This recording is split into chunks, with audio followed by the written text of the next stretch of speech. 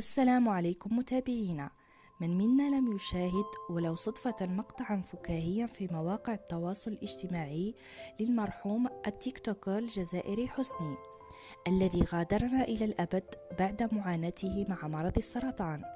قد يختلف البعض حول المحتوى الذي كان يقدمه بين معجب ومستنكر، أو في استغلال البعض له من أجل تحقيق مكاسب عبر حسابه على منصة تيك توك، لكن الكل اجتمع على رأي واحد، هو أن حسني لم يمت وحيدا، بل لقي السند إلى آخر لحظة في حياته، وأنه كان دائم الابتسامة كثير المرح والابتهاج رغم آلام المرض الذي أضعف جسده.